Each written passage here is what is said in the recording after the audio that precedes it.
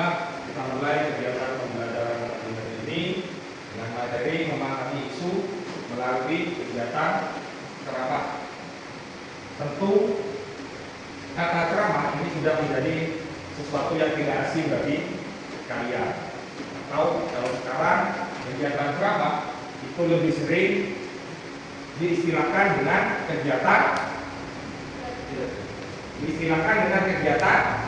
berpidato. Karena pada intinya ceramah ataupun pidato itu memiliki arti yang sama.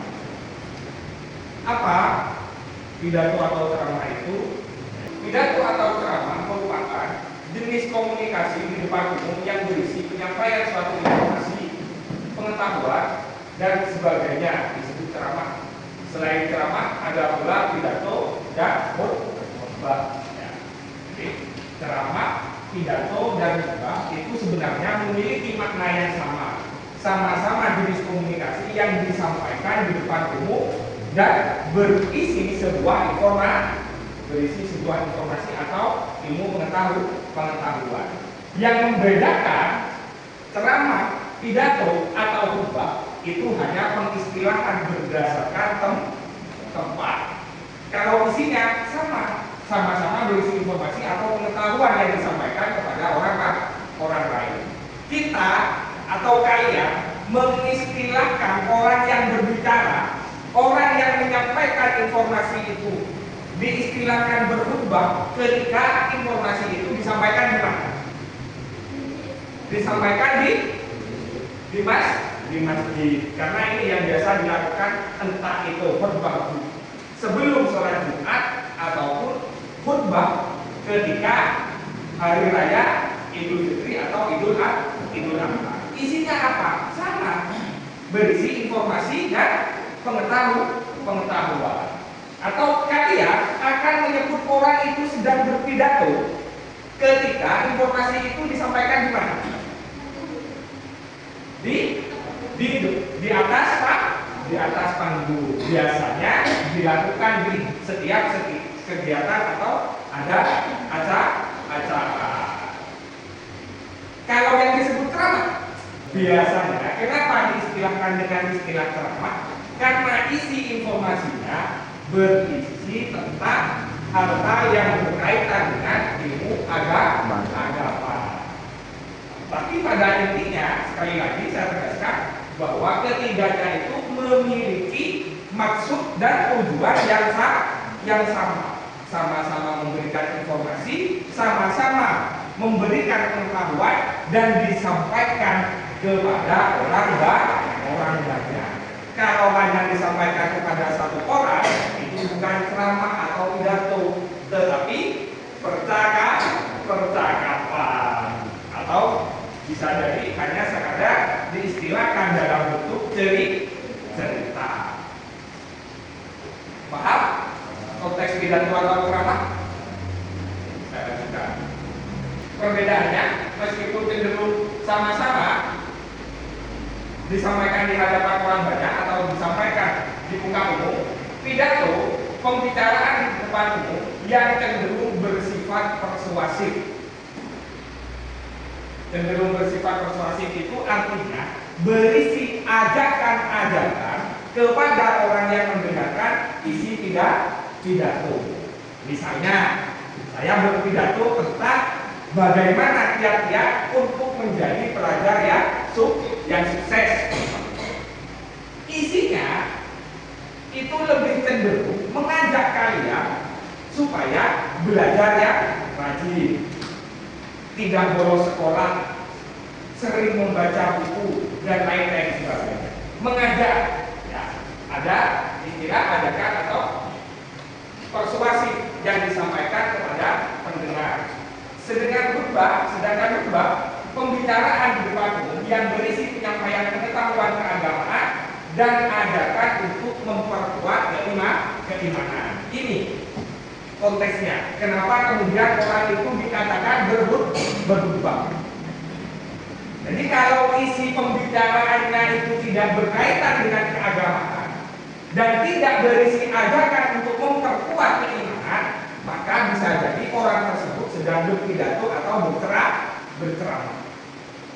Nah, tapi ketika sudah ada ajakan untuk memperkuat keimanan dan konteksnya membahas tentang hal-hal yang berkaitan dengan keagamaan, maka bisa dikategorikan sebagai khutbah. Sama-sama dilakukan di masjid, tetapi tidak menggunakan istilah ittaqullah. Bisa jadi dia sedang berceramah atau mengisi seminar, karena tidak jarang juga masjid dijadikan sebagai tempat ceramah. Akan dikatakan khutbah ketika sudah ada ajakan memperkuat keimanan. Ya, kalau di sholat Jumat itu kan ittaqullah dan seterusnya, ya kan?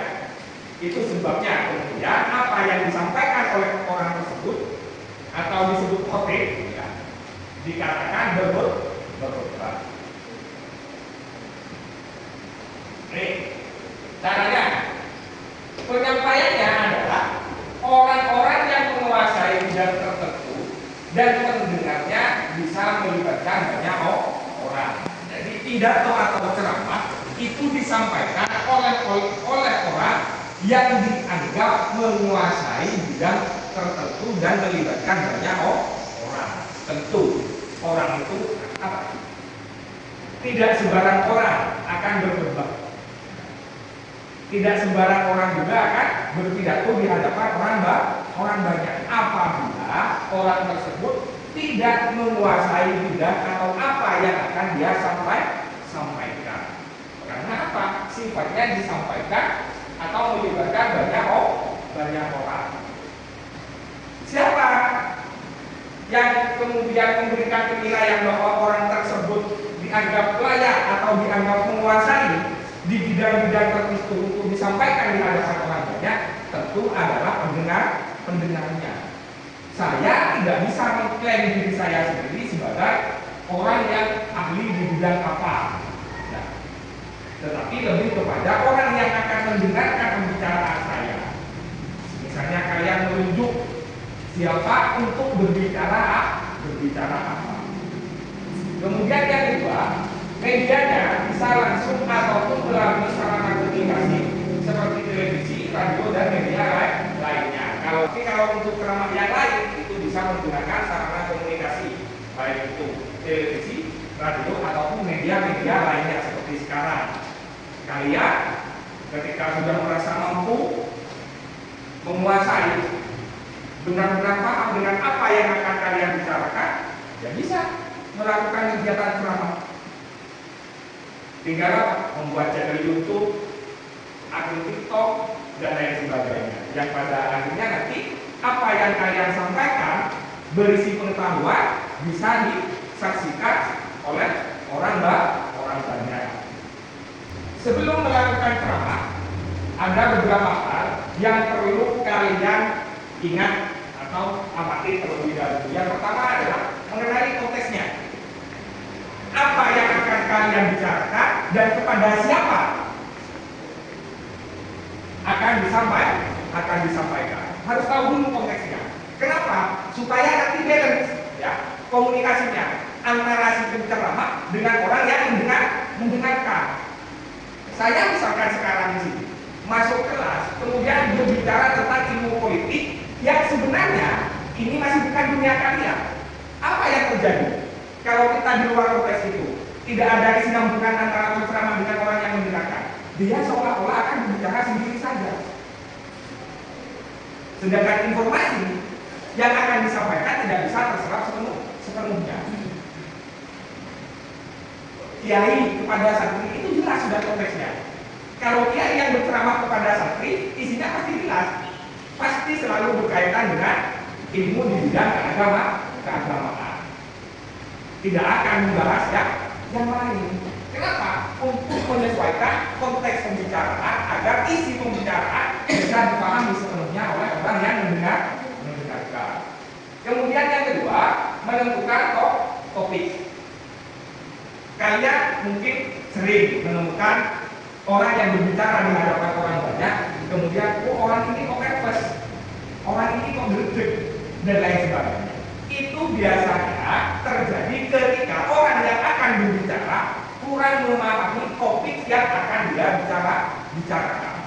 Sehingga ya itu tadi yang terjadi. Orangnya sangat terlihat sekali kalau sedang grogi, kemudian penyampaiannya terkesan terbata-bata atau cenderung tidak baca, dan lain sebagainya.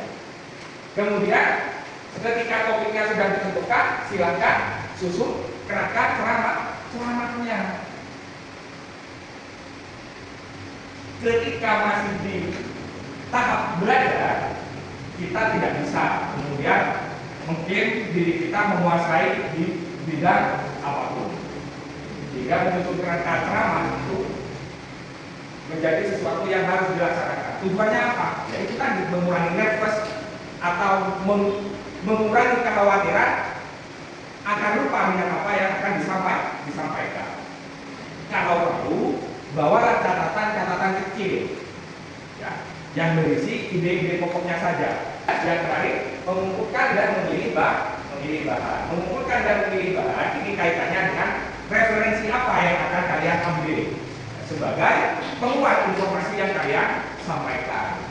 Kalau kalian dalam kalangan santri praktek di kegiatan di Tombak misalnya, karena ada kegiatan rutin berpidato, bagaimana supaya argumennya itu nanti terkesan kuat? Ya boleh mencantumkan ayat atau hadis sebagai bahan referensi, sehingga apa yang kalian sampaikan tidak sekadar asal bunyi, tetapi ada dasar informasinya yang kemudian kalian paparkan lebih jelas kepada orang yang mendengarkan. Tujuannya apa? Wawasannya luas. Kemudian yang kedua, dianggap berasal dari sumber yang terpercaya. Kalian tidak dianggap asal bunyi. Kenapa? Karena sudah ada sumber referensi yang jelas. Strukturnya ceramah dibentuk oleh 3 bagian utama yang saling terkait. Yang pertama, pengenalan isu. Pengenalan isu ini berkaitan dengan tema yang akan kalian sampaikan ketika kalian akan berceramah. Sebab layaknya khotib sholat Jumat itu biasanya kalau saya amati menyesuaikan dengan bulan kapan dia akan berkhutbah. Seperti apa? Khutbah sholat Idul Adha. Semuanya secara garis besar dari tahun ke tahun adalah keteladanan yang dilakukan oleh Nabi Ibrahim kepada Nabi Ismail. Kan secara garis besar itu isi khutbahnya, tetapi ditambahkan dengan pengetahuan lainnya yang saling berkaitan. Kemudian ada rangkaian argumentasi, uraian pendapat-pendapat dan menyajikan fakta. Pendapatnya apa, kemudian dikaitkan dengan fakta. Biasanya di sini nanti kita akan menyampaikan referensi atau sumber dari mana informasi itu kita dapat. Sebagai apa? Sebagai penguat argumentasi yang kita sampaikan kepada orang yang mendengarkan ceramah kita. Yang terakhir ada penegasan ulang, berupa simpulan, mengulang garis-garis besar informasi yang sudah disampaikan sebelumnya, bisa juga berupa rangkuman, penguatan, serta saran atau rekomendasi yang berkaitan dengan apa yang sudah kita sampaikan sebelumnya. Ciri-ciri kebahasaan dalam teks ceramah, yang pertama, kata-katanya sopan. Kenapa? Ya karena ceramah, pidato ataupun khotbah itu disampaikan oleh orang-orang yang dianggap terpilih karena berisi informasi yang bersifat ilmu pengetahuan. Kemudian menggunakan kata ganti orang pertama yang merujuk pada diri penceramah itu sendiri, atau menggunakan kata ganti aku sekaligus sebagai pelaku.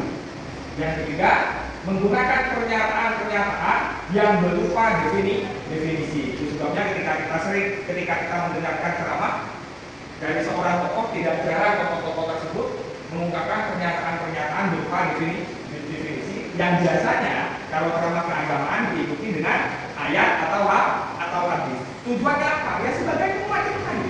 Sebenarnya ayat dan hadis yang disampaikan itu adalah referensi yang beliau ambil ketika berceramah, yang kemudian dipaparkan secara lebih rinci. Kemudian menggunakan kata-kata teknis atau peristilahan yang berkenaan dengan topik ceramahnya. Istilah-istilah teknis Istilah-istilah teknis itu hanya ada di bidang-bidang tertentu. Kalau biologi misalnya istilah teknisnya klorofil. Kalau di bahasa Indonesia diksi, konjungsi itu adalah istilah-istilah teknis yang hanya ada di pelajaran bahasa Indonesia. Kemudian menggunakan kata-kata yang menunjukkan hubungan argumentasi atau sebab akibat. Ya, rujukannya biasanya begitu. Kenapa? Karena tidak jarang ceramah itu diselingi dengan cerita-cerita yang berkaitan atau yang berisi tentang hubungan sebab akibat. Penyebabnya apa, kemudian akibatnya apa, atau akibat sebab. Menggunakan kata-kata yang menyatakan hubungan temporal maupun perbandingan atau pertentangan berkaitan dengan waktu. Ya.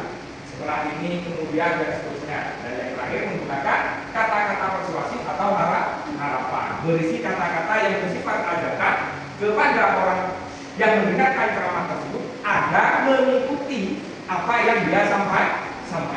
Itu sebabnya setiap penceramah selalu menggunakan kata-kata persuasif atau harapan, mengajak dan menyampaikan rekomendasi agar orang yang mendengarkannya itu mengikuti apa yang dia sampaikan.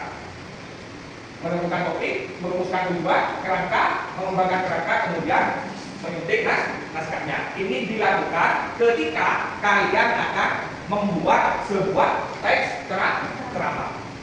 Topik apa yang sekiranya menarik untuk dibahas. Kemudian rumuskan tujuannya. Kenapa kalian memilih topik itu? Supaya apa? Kenapa harus ada rumusan tujuan? Karena ini nantinya akan berkaitan dengan kerangka yang akan kalian susun. Misalnya, topik kenakalan remaja. Tujuannya apa? Agar generasi muda tidak terkontaminasi dengan kenakalan remaja. Kerangkanya nanti berisi langkah-langkah apa saja untuk menghindari kenakalan remaja itu. Misalnya, belajar di pondok pesantren, belajar ilmu agama, supaya tahu atau lebih paham tentang mana perbuatan yang baik dan mana yang perbuatan yang tidak baik dan seterusnya. Lalu kemudian dikembangkan kerangkanya menjadi naskah ceramah yang lengkap. Dan yang terakhir menyuntik naskah. Lagi-lagi menyuntik ini menjadi sesuatu yang sangat penting dilakukan oleh seorang penulis.